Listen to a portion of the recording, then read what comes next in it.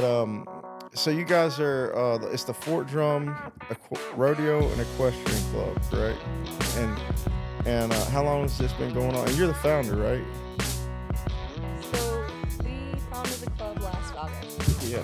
So this is genuinely the first year that it's going. Yeah. So it's very new. So and where's Keith at? I thought he was gonna come. He is very active in pursuing his bull riding career. Yeah. Yeah. Yes. Yeah. So I he, see him all over Facebook now. yeah, he's doing good things, and hopefully he'll get to join us again soon when Yeah. that kind of plateaus out. All right. Good. Good. Good. So tell me about your club a little bit. So our focus is more Western performance type events, but I think for people not involved in horses, equestrian is a word they understand. Yeah. But it's rodeo, so your traditional bull riding, bareback riding, roping barrels, along with cutting and reining cow horse. So those are very Western, ranchy oriented. What's cutting?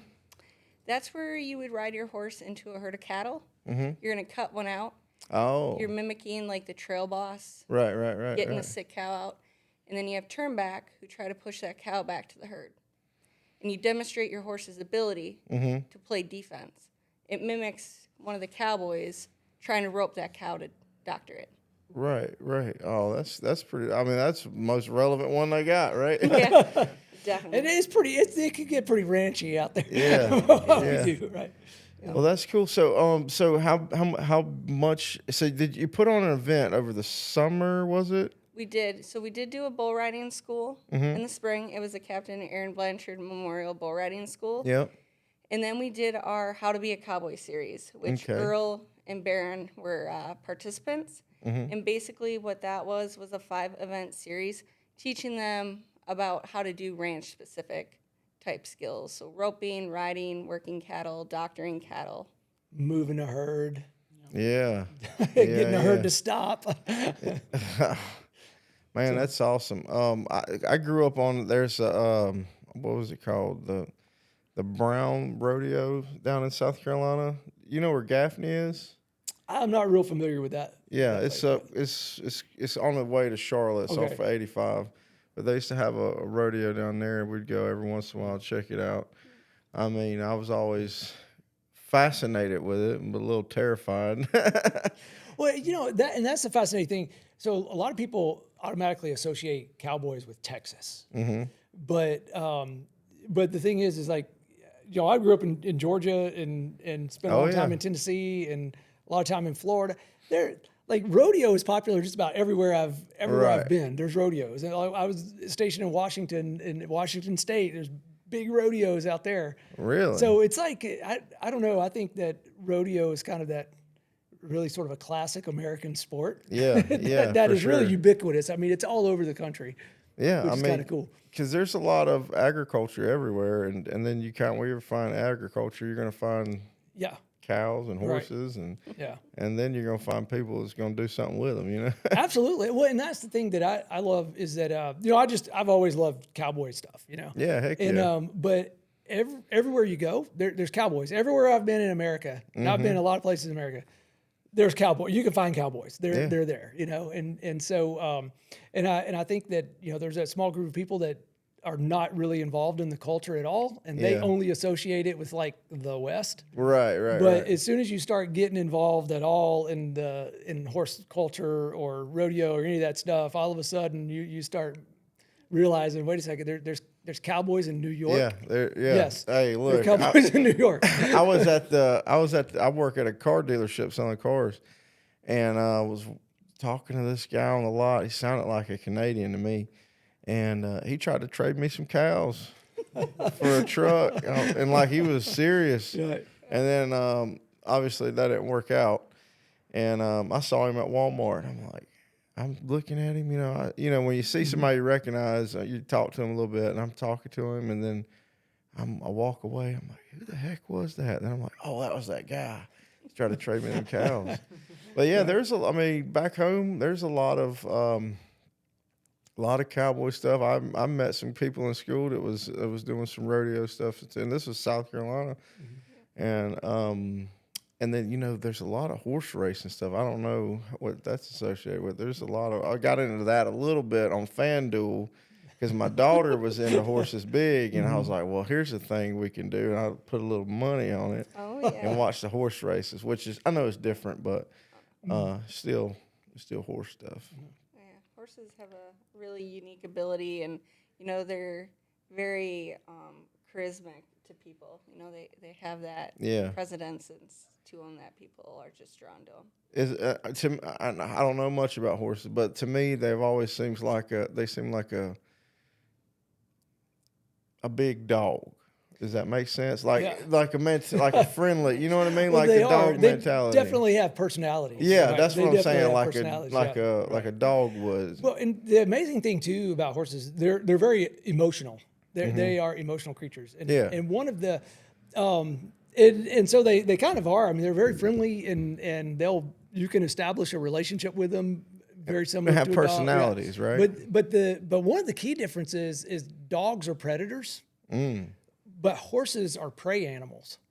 And so because horses are prey animals, you can tell. I mean, their eyes are on the side of their head. They can see. They're very, very attuned to what's going on in the environment, and they're very attuned to the rest of the herd.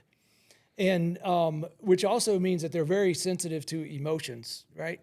And so one of the cool things about horses is they can read your emotions. You can't lie to a horse about what you're feeling.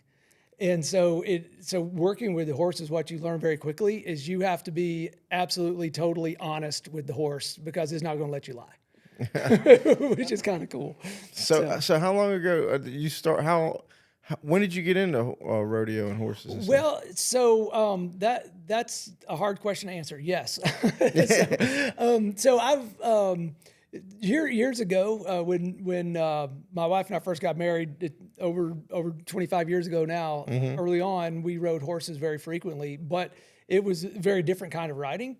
We rode polo horses. There was a guy that we knew in Atlanta. We didn't really know him. My wife, when she was a teenager, she just knocked on his door and said, "Can I ride your horses?" And he said, "Yeah, sure. Go talk to the stable hand." Awesome. But he played polo, and so he had all these polo ponies. Really?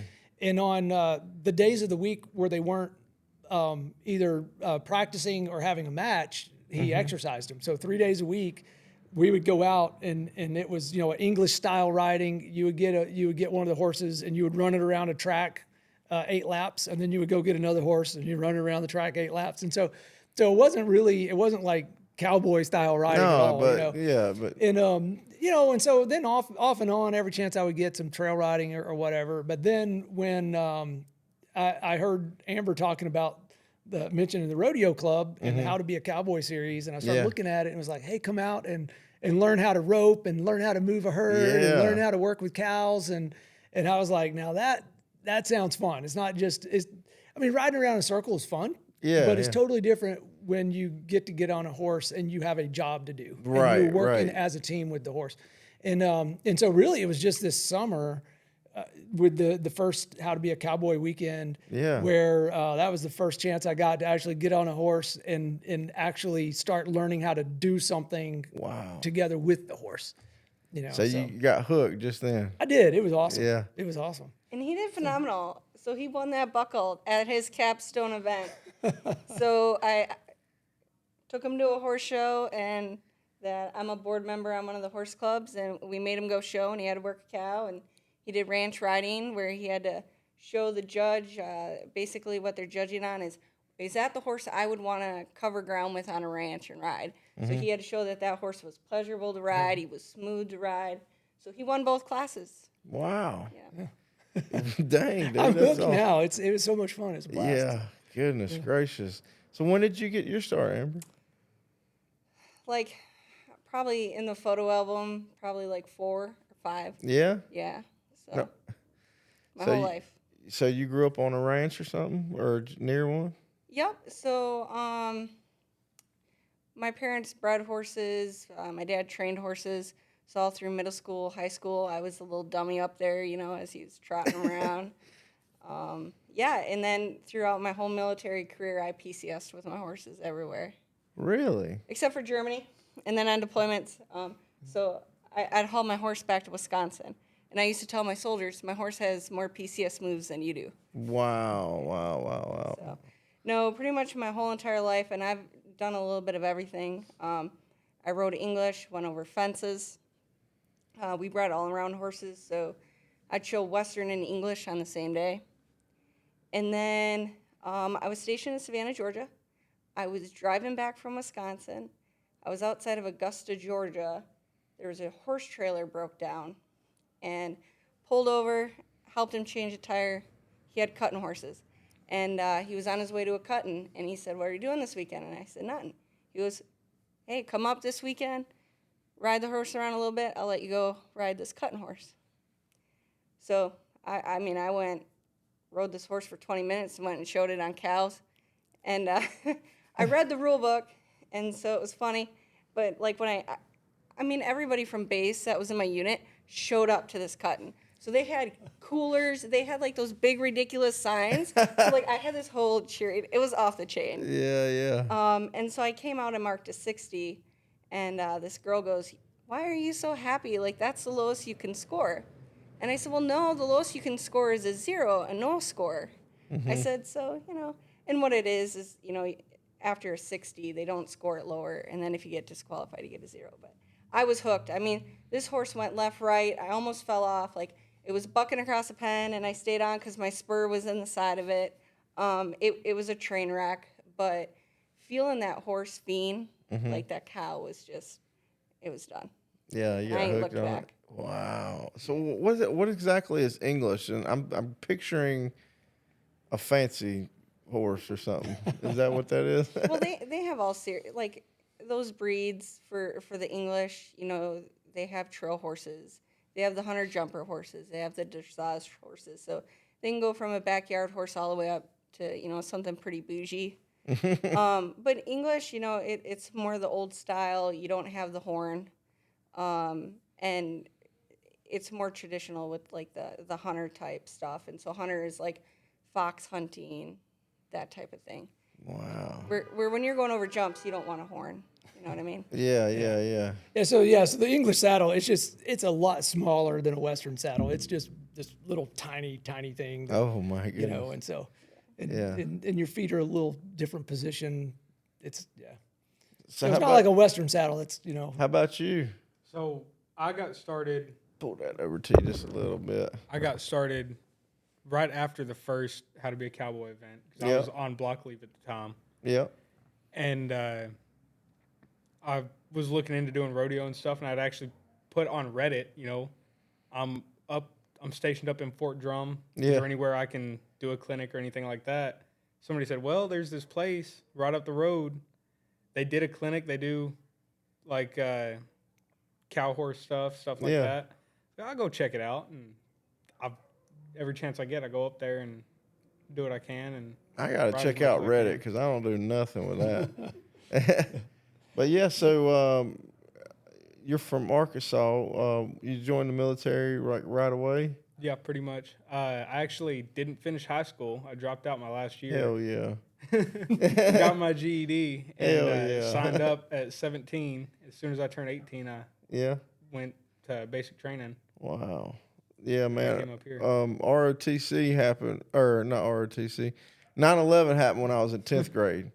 So 11th grade, I jumped on the ROTC. I was like, yeah, here we go. And then 12th grade, man, them women drove me crazy. And by the time I getting ready to graduate, I had my girlfriend pregnant and just went to work, and I don't know, just went down a whole different way. But no, that's cool, man.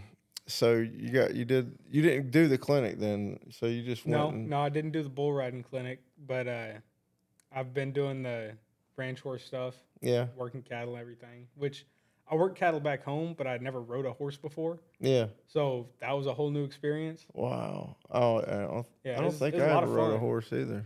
It's I a got lot of to fun. brag on Earl though. Like, so he started off the summer never having ridden a horse. Yeah. And I missed the last weekend because I had to work. But then next thing you know, I see a video of Earl on a horse, like like running after a roping calf, Yeah. like swinging and just nailed that thing, you know. So it's just, Wow. I think It's it's awesome natural. going from Wow. first time on a horse to actually throwing a lasso off a running horse. That was cool. Yeah, whenever I first started, I couldn't tell the horse where to go. I mean, I didn't Yeah. know anything. Yeah. So how long do you think it took you to till you got kind of comfortable trotting on it? I mean, I'm still not really, but I do it. Yeah. Yeah. Yeah. Yeah. I think I you ride comfortable. I ride comfortable, Yeah, you're but comfortable. sometimes I'll overthink it, obviously. And Yeah. Yeah. Yeah.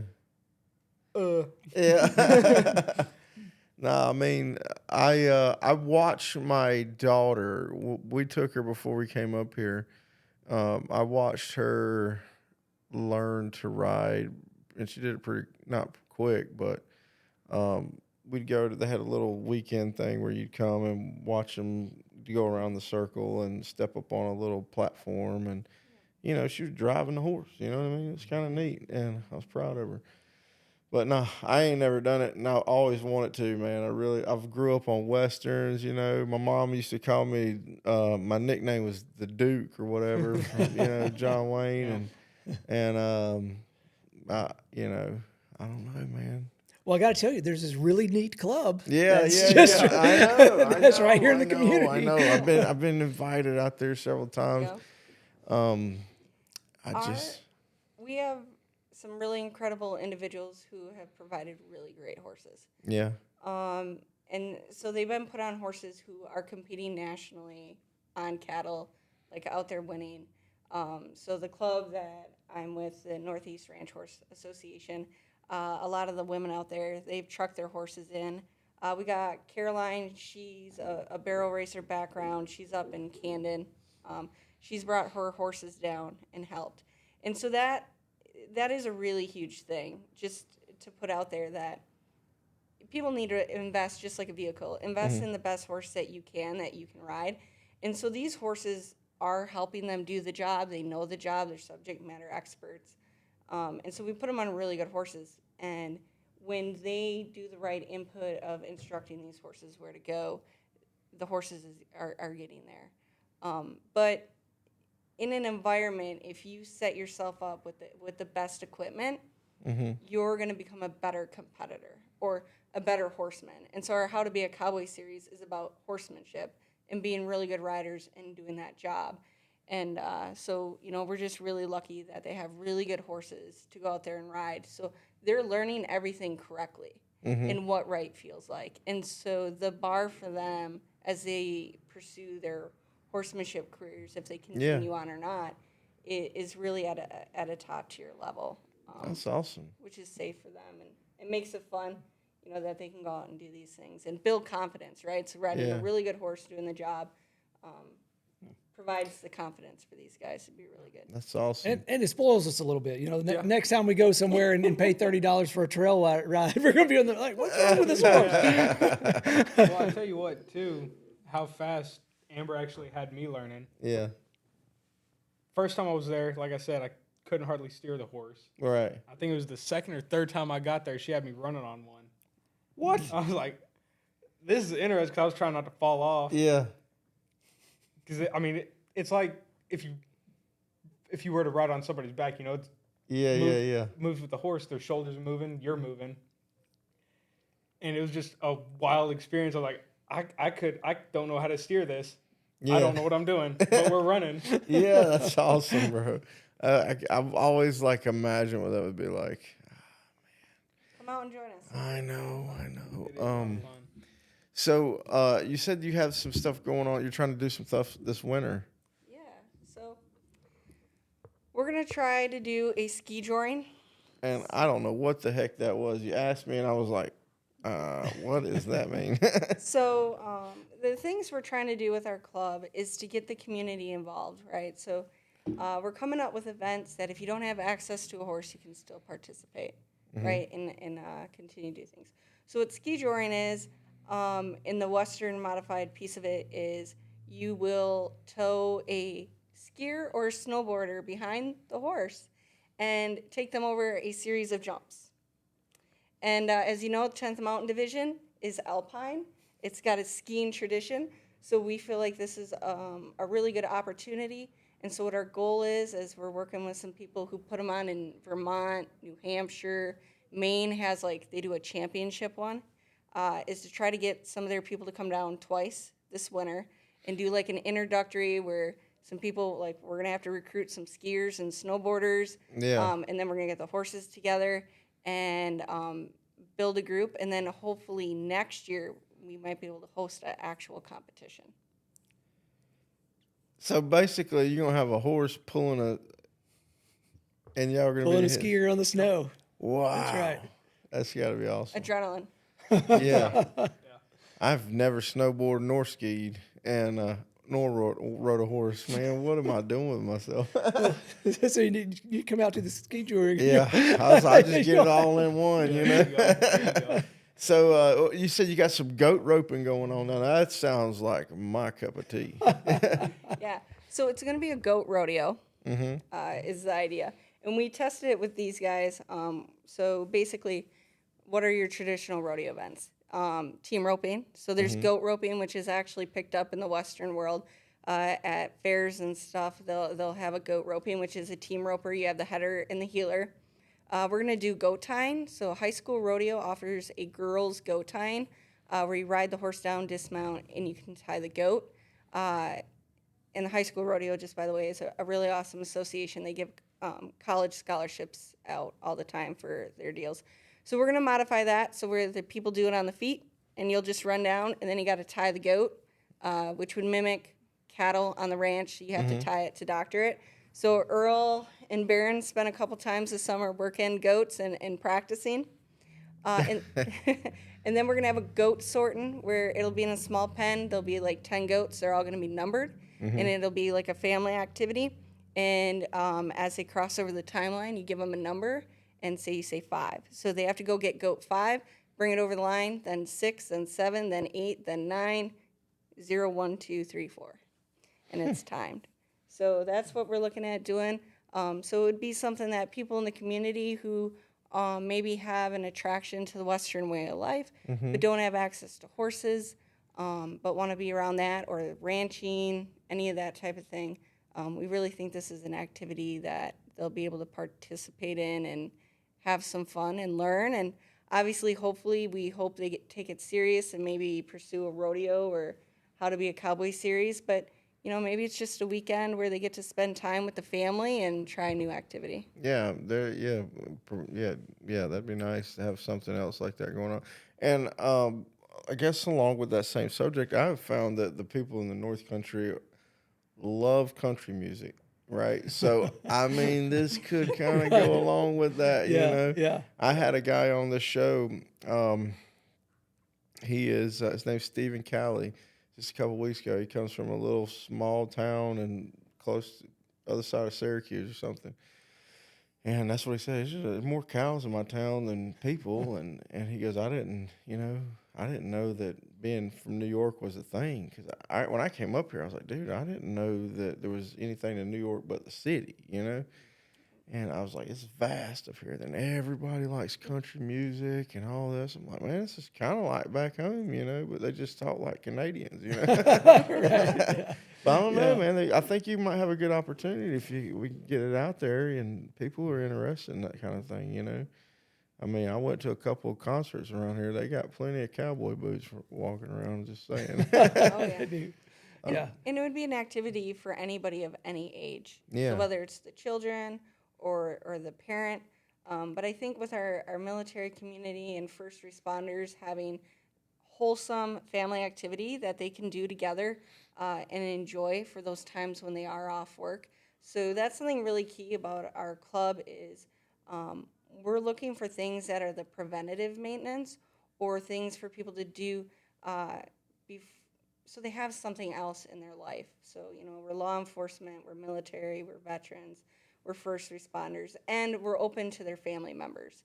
So maybe somebody does have a horse-crazed daughter and they're a law enforcement officer. Their daughter can participate. The law enforcement officer doesn't have to be the participant.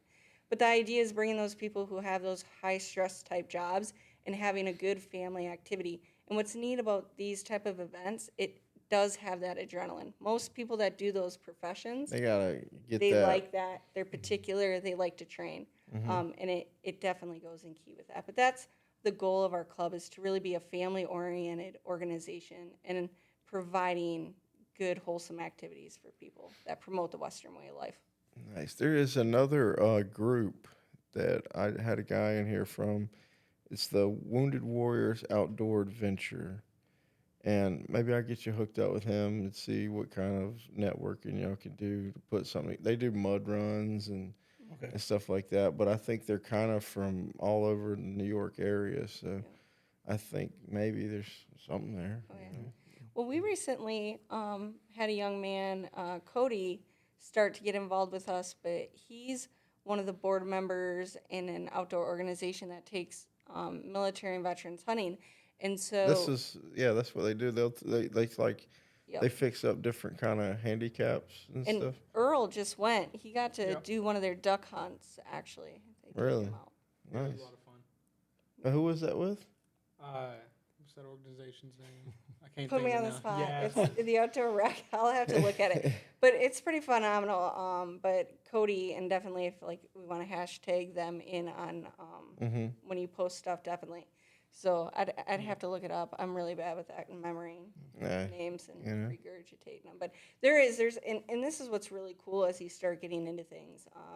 I think when people are really serious about providing opportunities and combating the different stereotypes that are within, right, the law enforcement, military, the hero type professions. Right. They network very well together. So like we recently started working with Before the Last Call out of Rochester.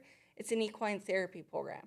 So our club, we're open to anybody. You don't have to be here for therapy. You don't have to have an issue. You don't have to be wounded, disabled.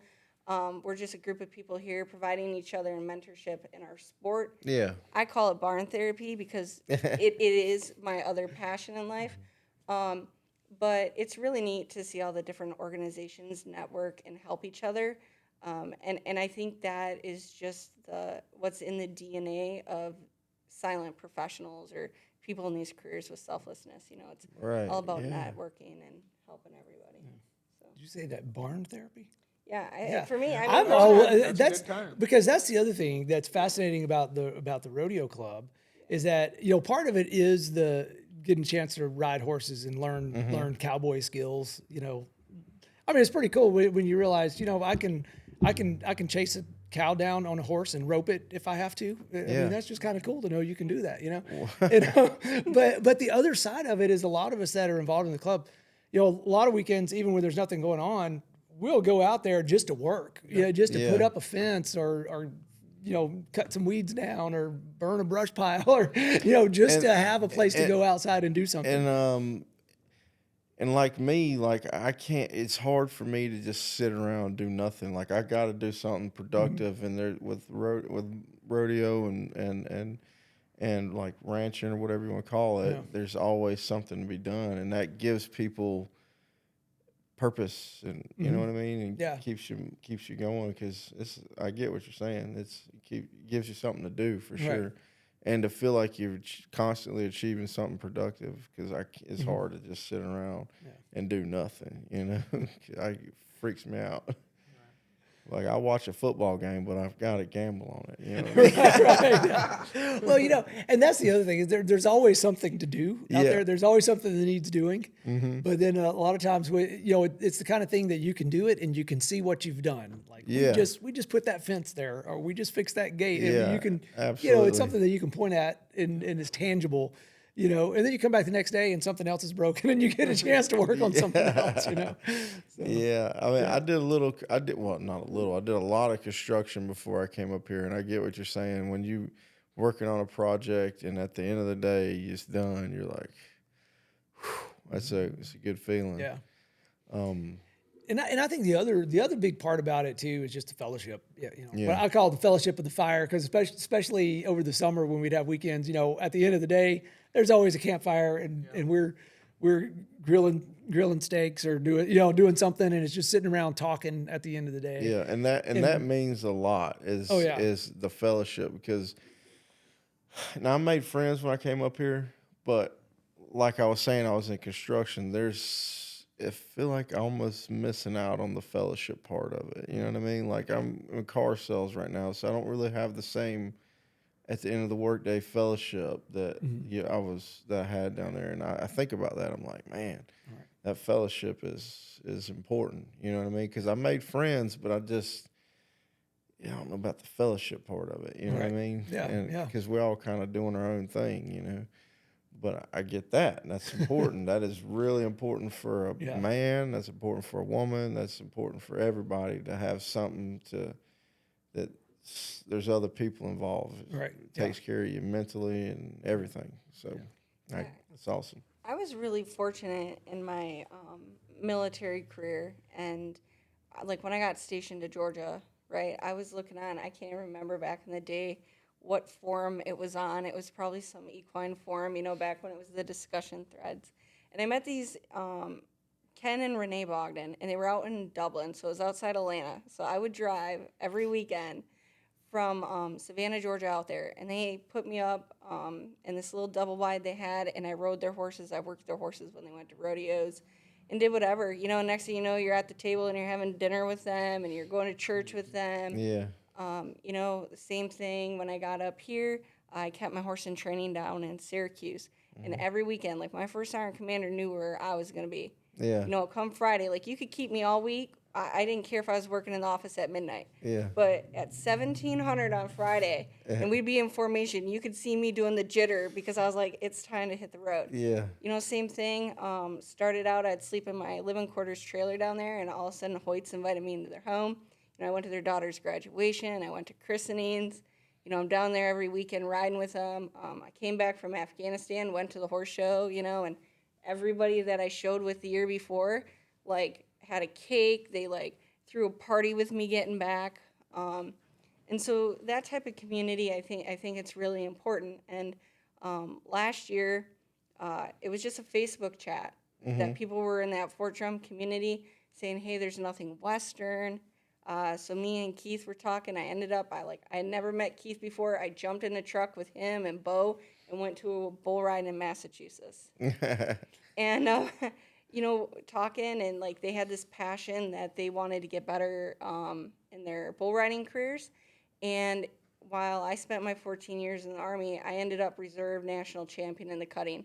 And it was just all these people I met while I was in the service who were really good with cutting horses, and they invested their time and energy in me. And so I looked at them, and I'm not showing right now. I'm a single mom. I can't afford to show at the level I want to show at.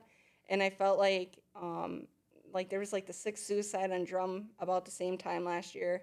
And so I just felt like Lord had this calling that maybe we really need to do something and offer something. I don't know what it's like to be stuck in the barracks. I mean, I lived in the barracks, but I wasn't stuck in the barracks, right? Yeah. I knew when I left the Army, I was going to pursue showing horses. So hopefully what this club will do, if there's individuals out there, that are listening to this podcast, if you're trying to find that thing, you're stuck at Fort Drum, and you think there's nothing to do, come try it. And if you come out and horses aren't your thing, because some people don't like the smell of horse sweat, you might like cows. And maybe we can pair you up with somebody up here. There's a couple nice farms up here, you can learn that. Or, people out west there's people that just drive tractors in Kansas for 12 hours a day with corn and a beautiful sunset. Maybe it's underwater basket weaving, scuba diving, that veterans outdoor thing. I mean, there's a lot of stuff out there for people if they just get out there. But sitting in a barracks room, watching life pass away in it. Yeah. Holy moly. Well, and I'm curious. I know you're supposed to be asking the questions, but I'm curious for you, Earl, because you're there. I mean, you work. I mean, to your left and right are people that are living in the barracks. Right. And you live in the barracks. Yeah. Yeah, I do. And so I'm curious. How is it different for you being really plugged in versus other? I mean, I know there's probably got to be people down in your hall that are just sitting there playing video games all the time. Yeah, there's a lot of them that just sit there. They play all day and all night because there's nothing better to do. All right, man. Well, come out here. We're riding horses. We're roping. We're chasing cows. It's awesome. So what about the bull riding thing? Are y'all still doing that out there? So we're getting ready. We've started Hank Kellogg and Tim Parm are our committee for the bull riding school. We're going to do again in April next year. It'll be the second annual Captain Aaron Blanchard Memorial Bull Riding School. And then what we do is these guys will pair up, and then they haul to the rodeos together. They can go to the practice pen together. So we don't really host a whole lot of events. I know our 5-year goal is to have a rodeo up here in Fort Drum. But right now we're hosting that, and then we're going to try to get a bareback and saddle bronc school in the fall next year together. But yeah, so we're going to have, this past year we had 13 bull riders. I ended up riding a bull that weekend too, 2 of them. How was that? I'll tell you what, if I was still in my 20s, Yeah. it would have been all over. We had Cody Custer. He helped form the PBR. Yeah. He was the instructor. And when I got off my second bull, because this is what I told him, anybody can ride 1 bull, right? So I Right. said I have to do 2. Right. All right. So I came off the second one, which I made 8 seconds. And he's like, "You're going to go a 3rd time." And I said, "If I get on a 3rd time, I won't stop." And he goes, "You like it." But I'm an adrenaline junkie. Right. And like, if you see the cow horse sports I do, I mean, you'll understand. So yeah, and I told him, I was like, "I'm a single mom. I'm 42 years old. I got a traumatic brain injury. Like, I don't need to be getting on bulls for a hobby." But it's pretty cool, and it's a healthy sense of fear as you're swinging your leg over one. And that's for sure. Yeah. See, I broke a bone off of my shoulder boxing. So that's why I'm like kind of like, oh man, my shoulder. I can't sleep on this side. I got screws in it, you know. And I do like that, and I think I would like it too. To be honest with you, because I like I feel like I kind of thrive under pressure. You know what I mean? Like I was a pitcher and catcher when I was a kid playing baseball. I was out in front. Then they put me in the outfield, and I got in a fist fight with a second baseman, and I could, you know, and I was like, you know what? Combat sports is my thing. So I started boxing and taekwondo and stuff like that, and just absolutely terrified to be in front of people. And then as soon as I step in that ring, it goes away, and I've got like this amazing like experience where I'm like in control of my life. It's crazy. Like, I don't know. It all slows down. And it's just in the moment. Yeah. And I think if I was to do something like that, I'd be in trouble. And I'm pretty sure I'd have to get more surgery on my shoulder. Well, I'll tell you what, I felt it for a couple days, but as I was crawling in the chute, so they picked bulls for people's level. Okay? I need level 0.5. And so, like, the bull I got on earlier that day, 2 kids were standing on the back throwing a rope off of it. All right. And he just stood there. All right. So they know their jobs. Yeah. And there's different levels. I wasn't getting on some PBR, world champion bull rider. Goodness. Heck no. But as I was crawling in, and I knew he was a relatively safe, predictable bull. And I mean, in this video, you could see, like, my whole body was shaking. And when I got in the chute, you could hear my foot tapping off the side of it. Because I was, like, totally shaking. And, like, I just looked up at Robbie. He was the assistant instructor. And I'm like, I know this is a safe bull, but, like, I am petrified. And he's like, no, that's a respect for an animal. He has its own brain. Yeah. And, like, they can get them to buck harder, like that particular bull. They call him Clammy. We have a video. There was a 9-year-old girl who rode him earlier in the year. We took her down to the practice pen, and she got on. And so depending on how tight they do the flank on him is a different trip. And so, like, both times I rode him, the first time out, like the first quarter of the pen, he was pretty flat. It was like riding a horse trotting. Well, I rode him longer the second time. So when we cut the corner and I wasn't off yet, then he started really bucking because he's like, lady, I'm supposed to get you on the ground. So yeah, and as the ride progressed, he got a little bit more aggressive to get me on the ground. Good stock contractors, when you go to a school, they're not going to put you on an animal that's outside your ability. It's just not good business. If you get hurt, you're not going to come back again. Right. You know, it's what I was mentioning earlier with the type of horses we have for these guys riding. They know their job, they're professionals at their job, and they're building confidence in them. So it's the same thing with these schools. And So we did give he you just buck enough to you get you off? addicted. He did both times I landed, and so this was the other thing. You really need to hold on to the rope and really squeeze and be aggressive. I'm 42 years old. I had a TBI. I'm not going to try to get myself hung up and whatever. So when I felt my weight shift off to the side of them, like I knew I was going. So I released my hand because I don't want to get hung up. I got to go to work. You know what I mean? And make a living. So yeah, both times I hit the ground and I had the wind knocked out of me. But you know, I'm 175 pounds and I fell 3-4 feet right on flat on my back. But it's, I don't know. And there's something about being able to hit the ground. Like I've ridden horses before.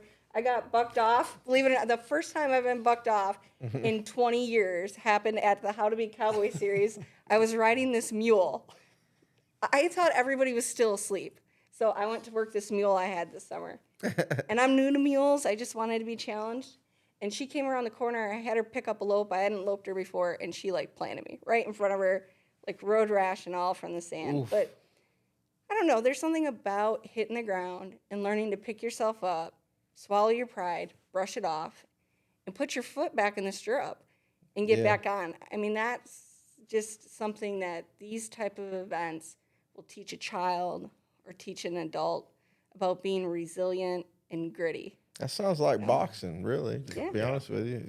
So, so one of the things that I got to do, that I've got a chance to do in the Army, courtesy of all the taxpayers, is they sent me to get a degree in marriage and family therapy. Oh, wow. And part of that degree, I had to do this big paper, but I did the paper on the relationship between resiliency and adrenaline sports. Right? And so what I found out is that not all adrenaline sports build resiliency, but the ones that do all have some things in common. They push you out of your comfort zone. It's got to be something that you're going to fail at. So you're going to fall off. You're going to go over the handlebars. You're going to get punched in the face. Something's going to go wrong. And they have to have a sense of danger. So they have to feel a little bit dangerous. And the fourth thing is they have to have a narrative culture. Like after it's all over, you sit around a campfire drinking a beer, talking about the story and talking about your failure. And that's really what makes you a genuine part of the community. Is you've been bucked off, or you've been, or you've been knocked out, or you've been whatever. Right. And the cool thing is, like, what we're talking about has all of those elements in it. So it has that. It's pushing you out of your comfort zone. There's a chance you're going to fall off. It is dangerous. I mean, people get seriously injured riding bulls, but there's definitely the narrative element too of going back later and telling the stories, Yeah, heck yeah. And so that's very true. I mean, being involved in this, and that's why I think it's so important for people to get their children involved in things like this, is because it builds resilient people. Yeah. Which is very important. And I had my boxing coach on here. We were talking about kids learning to box, and it wasn't to be like a big bully or a tough guy. You actually learn to be humbled and how to deal with problems in a different way, because once I knew I could whoop a guy, you know what I mean? Like when he's barking at me, I figure out a different way to settle that down. I mean, it's kind of not, sort of the same thing, but like I got my nose broke the first time I sparred this past time, and then as soon as I got healed up from that, I come back in and the guy cracked my ribs. But there's an overcoming to that, and you get to share that with other people. Yeah. And then you win the fight. So it's awesome. Or the buckle. Yeah, or a buckle. Man, I got a trophy I was wanting to bring in here, but I'd like to get me a dang buckle. That'd be cool. You gotta earn it. I know. Well, that's what I'm saying now. I like winning things, And but look, we're gonna get ready to wrap this thing up. You got anything else that you wanted to bring up? Can you think of anything? I mean, we're always. I can't. Other than this, We're doing the headless horseman thing for the hayride. So my neighbor, who's helped us a lot over the years, even when I purchased my place back in the Army, Jen and Greg Calhoun this weekend out at Absolute Breeze are doing a haunted hayride. And so they asked us to do a station. So we're going to be the Headless Horsemen on our horses this weekend, Thursday, Friday, Saturday, and Sunday out there helping them with that. This weekend? Yeah. And so they've asked organizations to set up stations. And then based on the people going through the hayride, they get to vote. And so whatever top 3 stations get to win some money. So good job. So yeah, if people hear this before this weekend, It'll be come the out. podcast will be out in a couple days, so So it'll still be hopefully, going on. yeah. Yeah. That's awesome. I was actually playing golf this morning, and we rode through this little trail, and there was leaves everywhere. And I said something about the headless horseman. So I was thinking about. I was like, "That's from New York." Matter of fact, because Sleepy Hollow or whatever. I watched that movie not so long ago. He was talking about upstate New York. Anyways, so that's relevant, I guess. Yeah, and I would just encourage people, if there's something out there, I don't know, Yellowstone's like the huge thing right now. Yeah, So yeah. if you've watched it and been like, hey, I want to come try this and see what it's about, come out and ride with us. We're a really small facility, but we got good horses. We have all the tools there. If you want to get into rodeo, I strongly recommend it. I mentioned like the High School Rodeo Association before. They give out over $1 million a year in scholarships, and it is huge out west. And why I think this is something really neat for our community here is, as people, PCS, like the military child, right? Like, and they're resilient. Military children are incredibly resilient. If they get into high school rodeo and they go PCS to another state, there's going to be a rodeo club there. And, they can meet new people. If they make it to the finals, they're going to have met people from Colorado, Texas, Oklahoma. And if you ever PCS out there, your kid's already got some friends waiting. Right. You know what I mean? That's In that a type of unique kind community. of club too.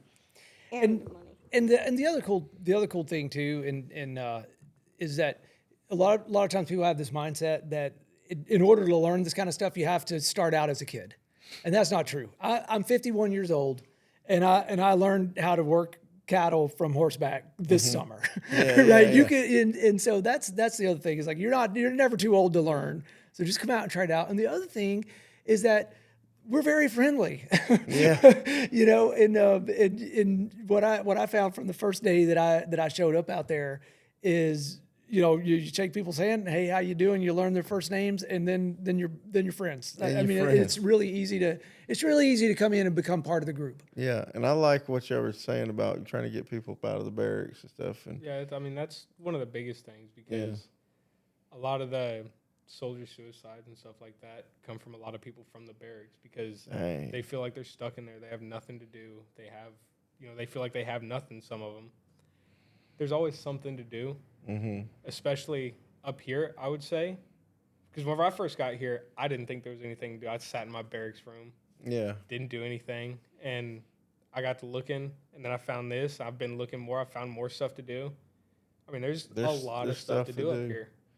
Yeah, and that's what I was freaked out when I first came here. I was like, man, what the heck am I going to do? It's going to be – I felt like wintertime was just going to be the end of all, you know what I mean? Like I got to stay inside. Are you doing anything inside this winter? We will. We're working with a couple places. We have a lady, she fosters like Mustangs. So we'll probably over the course of the winter, if people are interested in that, they can go over there and start assisting her with generaling the Mustangs. We've got fillers out with a couple indoor arena facilities around here where we can take some of these guys who have been riding and get them out there so they can keep riding. Last year, we went down to Hoyt's. That's who I rode with back in the day, down there in Syracuse. So they have really nice reining horses. And so we had them on their horses. They're really good instructors. But, yeah, we're working on a few different things. It would be really neat to find a facility that we could try to do the roping over the winter. Yeah. But, like, I don't know. I don't know about you, but when it gets to -15, I start hibernating. I'm already putting my hibernation fluff on. Yeah. No, but still, it would be something cool to do if you found a big indoor. I'm picturing just like a big rodeo indoors, and but the goat thing would be cool. It seems like all the big places are hockey rings in the wintertime, though. You know what I mean? Yeah, that's a big thing up here. And like right about now, all the horse showing up here in New York and rodeoing for competitive wise is shutting down. Yeah. Now you'll have practice pens. So this is a great time. If people are wanting to get interested, like every Sunday down near Naples, there's a couple downstate as well, that every Sunday they're bucking bulls all winter long in covered pens. Now it's not heated, you know. Yeah. But and it's like you can get on a bull for $10-15 a ride. It's the fuel, and which is why it's common in the rodeo industry to have hauling partners, and getting people linked up and go haul. But yeah, there's tons of stuff, and really what Fort Drum Rodeo Equestrian Club is trying to do is pair people with mentors. So like Earl wants to start bull riding, so we're gonna That's get what I him was a gonna ask mentor. you. I was gonna say, you gonna get on a bull? Yeah, Yeah, I want to as soon as I can. That's one of the things. That's one of the reasons I joined, because I know they do a clinic Yeah. once a year, and that's something I really want to get into. Hell yeah. we have a bunch of stuff this winter. All right, guys, let's wrap this thing up. I'm gonna go around and shake everybody's hand. All right. Appreciate Thank you. Thank you. All right. Thanks for having us. Yeah. All right.